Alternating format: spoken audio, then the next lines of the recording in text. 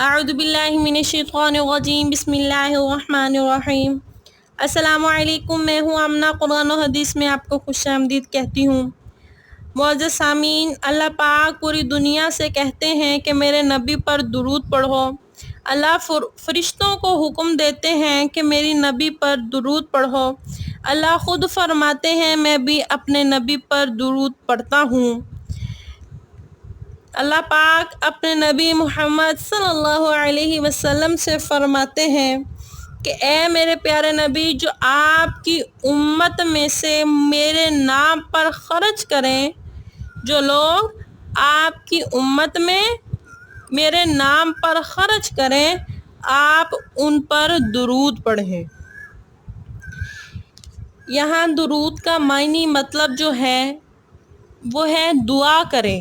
اللہ پاک فرما رہے ہیں کہ آپ ان کے لیے دعا کریں، ساری امت کے لیے نہیں، بس جو اللہ کے نام پر خرچ کریں۔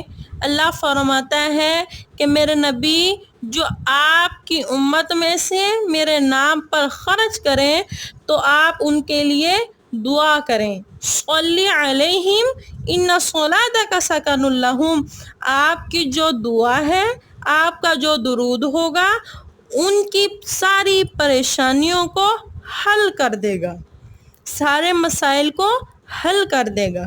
اللہ پاک نے 82 دفعہ قرآن کریم میں مال خرچ کرنے کا حکم دیا ہے۔ میرے اللہ نے انسان کو ایک ترغیب دی ہے کہ مالدار لوگ غریبوں پر خرچ کریں، اور غریبوں کو بھی ترغیب دی ہے کہ جتنی طاقت ہو اتنی اللہ کے نام پر خرچ کریں۔ میرے محمد صلی اللہ علیہ وسلم ارشاد فرماتے ہیں کہ 1 روپیہ اللہ کے نام پر خرچ کرنا 1 لاکھ سے بڑھ گیا۔ تو صحابہ نے عرض کیا، یا رسول اللہ صلی اللہ علیہ وسلم، یہ کیسے ہو سکتا ہے؟ تو محمد عربی صلی اللہ علیہ وسلم نے فرمایا کہ ایک آدمی کے پاس 2 روپے ہیں، اس نے 1 روپیہ اللہ کے نام پر خرچ کر دیا، یعنی کہ اپنے مال میں سے آدھا حصہ اللہ کے نام پر خرچ کر دیا۔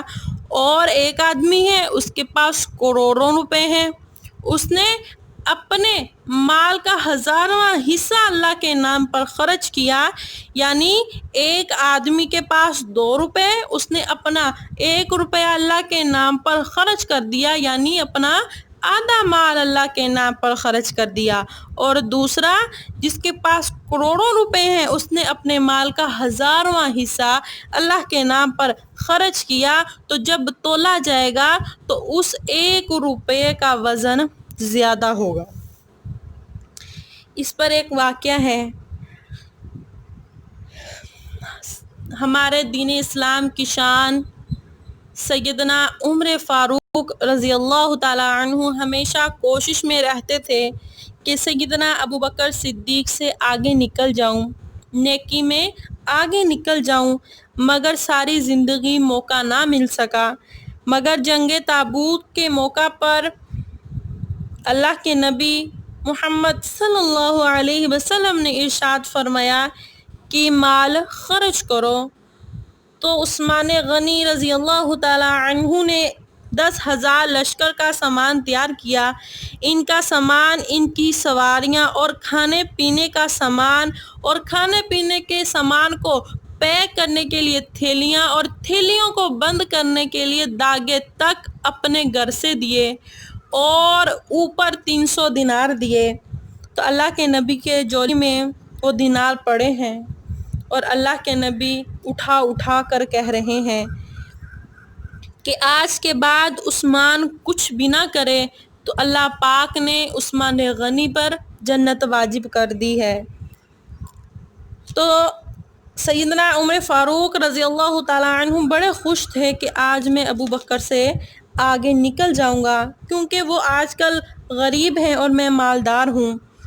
تو سیدنا عمر فاروق نے اپنے مال کا آدھا حصہ لیا، اور حضرت ابو بکر صدیق نے اپنے گھر میں جھاڑو لگا دیا، یعنی کہ اپنے گھر کا سارا سامان لے کر نبی کی خدمت میں حاضر ہوئے۔ عمر فاروق رضی اللہ تعالی عنہ بڑے پر امید ہیں کہ آج تو میں ابو بکر سے آگے نکل جاؤں گا، لیکن قربان جاؤں کملی والے پر، جو جانتا تھا کہ کون کیا کر کے آیا ہے، کس کے مال میں زیادہ وزن ہے، تو اللہ کے نبی نے سوال ہی بدل ڈالا۔ ایک آدمی کسی مولوی کے پاس جائے، 1,00,000 روپیہ دے اور کہے کہ یہ مسجد یا مدرسے کے لیے پیسے ہیں، تو مولوی صاحب آگے سے پوچھیں کہ پیچھے کتنا چھوڑ کر آئے ہو، تو ہمارا جواب پتہ آگے سے کیا ہوگا؟ ہم کہیں گے مولوی صاحب یہ بھی دے دیں، ہمیں تو آپ کی نیت میں ہی کھوٹ لگ رہا ہے۔ مولوی صاحب کو پوچھنا یہ چاہیے تھا، کہنا یہ چاہیے تھا کہ لائیں جزاک اللہ، آگے بھی موقع ملتا رہے تو مدرسے یا مسجد کی خدمت کرتے رہیں۔ میرے نبی محمد عربی صلی اللہ علیہ وسلم نے پوچھنا یہ تھا کہ کتنا لے کر آئے ہو، اس موقع کا سوال بھی یہی تھا، لیکن محمد عربی صلی اللہ علیہ وسلم نے سوال ہی بدل ڈالا، ما خلفتا، کہ پیچھے کیا چھوڑ کر آئے ہو۔ تو عمر فاروق تو ڈھیلے پڑ گئے، کیونکہ وہ تو اپنے مال کا آدھا حصہ پیچھے چھوڑ کر آئے تھے، اور کہا سیدنا ابو بکر صدیق سے کہ میں آپ سے نیکی میں کبھی بھی آگے نہیں نکل سکتا۔ تو اللہ کے نبی نے پوچھا، اے عمر فاروق ما خلفتا، کہ پیچھے کیا چھوڑ کر آئے ہو؟ تو عمر فاروق نے کہا کہ یا رسول اللہ صلی اللہ علیہ وسلم، آدھا لے آیا ہوں اور آدھا چھوڑ آیا ہوں۔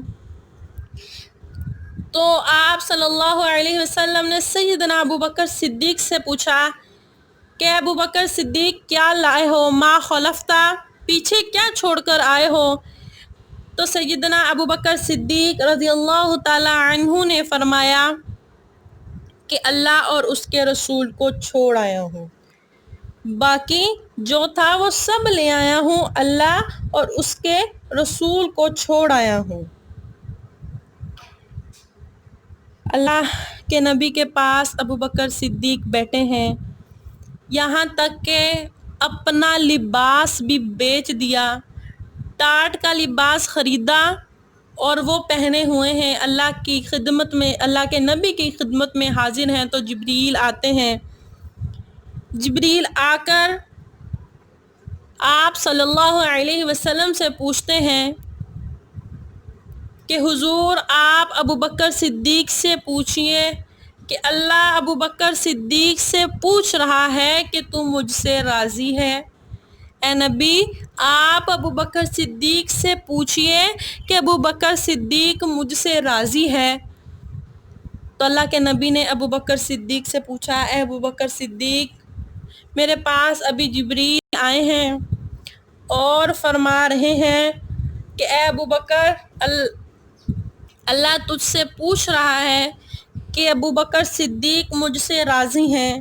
اللہ پوری دنیا کو کہتا ہے کہ مجھے راضی کر لو تو دنیا بن جائے گی، مجھے راضی کر لو تو آخرت بن جائے گی، مگر قربان جاؤں ابو بکر صدیق کی شان پر، جس سے خدا خود پوچھ رہا ہے کہ اے ابو بکر تم مجھ سے راضی تو ہے؟ تو ابو بکر صدیق کی چیخیں نکل گئیں اور فرمایا کہ میں اپنے رب سے راضی ہوں، میں اپنے رب سے راضی ہوں۔ معزز سامعین، زندگی اس طرح گزارو کہ اللہ سے جب ملو تو اللہ خوش ہو کر ملے، ایسے نہ گزارو کہ اللہ کی عدالت میں مجرم، قیدی اور شرمندہ ہو کر پیش کیے جائیں۔ اللہ نے اپنے رسول صلی اللہ علیہ وسلم نے اور اللہ نے مال خرچ کرنے پر زور دیا ہے۔ اللہ چاہتا تو سب کو مال دے دیتا، کسی کو غریب نہ بناتا۔ اللہ سب کو مال دینے پر قادر ہے، اللہ سب کو مال دے دیتا، مگر مالدار کا شکر کا امتحان، مالدار کو مال دے کر اللہ اس کی شکر کا امتحان لے رہا ہے، اور غریب کو غربت دے کر اللہ اس کے صبر کا امتحان لے رہا ہے۔ اللہ غریب کا صبر دیکھے گا اور امیر کا شکر دیکھے گا۔ اور جو لوگ زکوٰۃ نہیں دیتے، اسی وجہ سے پھر عزتیں نیلام ہو رہی ہیں۔ معزز سامعین، جب سب کچھ اپنے اوپر لگانے کا ذوق بن جاتا ہے اور انسان سوچتا ہے کہ سب کچھ میرے لیے ہوں، تو پھر چوریاں، ڈکیتیاں، قتل و غارت پھر ہوتی ہیں۔ مالدار میں تکبر پیدا ہوتا ہے اور غریب میں ظلم پیدا ہوتا ہے۔ اللہ کے راستے میں خرچ کرنا ایک بہت بڑا عمل ہے۔ اللہ ہمیں بھی خرچ کرنے کی توفیق عطا فرمائے۔ اللہ فرماتا ہے کہ جو بخل ہے، بخیل کبھی بھی جنت الفردوس میں داخل نہیں ہو سکتا۔ شیطان کہتا ہے، مجھے عبادت گزار بخیل سے کبھی ڈر نہیں لگا، کیونکہ میں جانتا ہوں کہ اس کا بخل اس کو ایک نہ ایک دن ضرور جہنم میں لے جائے گا۔ میں نافرمان سخی سے ڈرتا ہوں، ہر وقت ڈرتا رہتا ہوں کہ اس کی سخاوت کہیں اس کو جنت میں نہ لے جائے۔ معزز سامعین، یہ دنیا کا مال ہے، اس نے یہاں رہ جانا ہے، ہمارے ساتھ تو بس وہی جانا ہے جو ہمارے اعمال ہیں۔ اللہ قرآن میں ارشاد فرماتا ہے، الہاکم التکاثر حتی زرتم المقابر، کہ تمہیں مال کی لذت نے اتنا غافل کر دیا کہ جہاں تک کہ تم قبروں میں جا پہنچے۔ انسان کے 3 حصے ہیں، ایک کھا کر اس نے جو ختم کر دیا اپنے مال میں سے، دوسرا پہن کر جو پرانا کر دیا، تیسرا وہ جو اپنی آخرت کو سنوارنے کے لیے اس نے اللہ کے نام پر خرچ کر دیا۔ اس کے علاوہ جو بھی اس کے پاس موجود ہے، جتنی بھی دولت موجود ہے، وہ اس نے چھوڑ کر چلے جانا ہے، وہ اپنے پچھلوں کے لیے چھوڑ کر چلے جانا ہے۔ تو زیادہ سے زیادہ اللہ کے نام پر خرچ کریں۔ اللہ زیادہ پیسے نہیں مانگتا، اللہ کو ہمارے پیسوں کی ضرورت نہیں ہے۔ اللہ ہمیں پیسے خود، دولت بھی خود دے رہا ہے، اور ہمارے اللہ کے دیے ہوئے پیسوں سے ہی اللہ کہہ رہا ہے کہ میرے نام پر خرچ کرو، کسی غریب کو دو، کسی مستحق کو دو، تاکہ ان کی زندگیوں میں بھی آسانیاں پیدا ہو سکیں۔ اللہ مجھے بھی اور آپ کو بھی عمل کی توفیق عطا فرمائے۔ چلتی ہوں، دعاؤں میں یاد رکھے گا، انشاءاللہ پھر آپ کی خدمت میں حاضر ہوں گی۔ تب تک کے لیے فی امان اللہ۔